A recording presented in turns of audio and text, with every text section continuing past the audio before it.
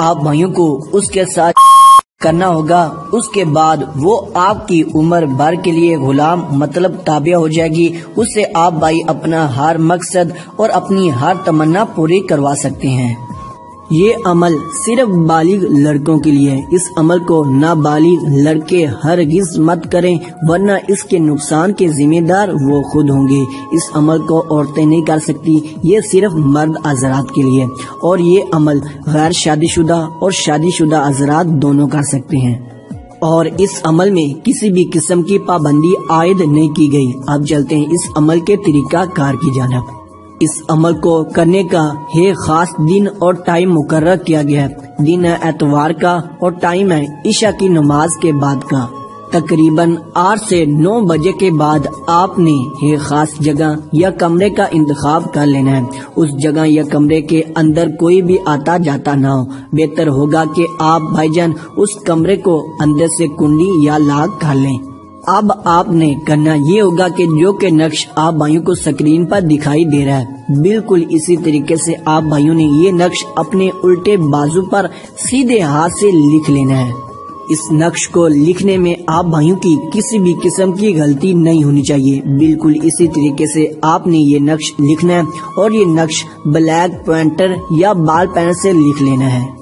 اب آپ بھائیوں نے چارپائی پہ یا زمین پر لیٹ جانا ہے، اور لیٹ کر یہ منتر پڑھنا ہے جو کہ آپ بھائیوں کو سکرین پر دکھائی دے رہا ہے۔ ایک دفعہ یہ منتر آپ بھائیوں کو پڑھ کر سنا دیتا ہوں۔ ہنباشن ہنباشن طارشن طارشن شرداشن مرداشن حاضر شد۔ بالکل اسی طریقے سے آپ بھائیوں نے یہ منتر صرف 21 دفعہ پڑھنا ہوگا اور سو جانا ہے۔ یقین مانیے آپ کی آنکھ لگنے سے پہلے یہ لڑکی حاضر ہو جائے گی۔ یہ انتہائی خوبصورت ہوگی اور آتے ہی خواہش کرنے لگے گی۔ آپ نے اس کے ساتھ جی بھر کے کرنا ہے اور اس کو خوش کرنا ہے۔ کے بعد وہ آپ کی غلام ہو جائے گی، آپ کی تابع ہو جائے گی۔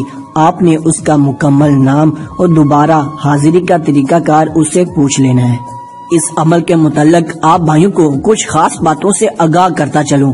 جس جگہ پر یا کمرے میں آپ یہ عمل کر رہے ہوں، اس جگہ یا کمرے میں آپ نے کسی بھی قسم کا اثار نہیں کرنا۔ اگر اثار کریں گے تو وہ لڑکی ہرگز حاضر نہیں ہوگی، اور آپ نے اس کمرے میں لبان، مکل ازرک اور ہینگ کو لازمی سے جلانا ہوگا، کیونکہ وہ ان تینوں چیزوں کی عاشق ہے۔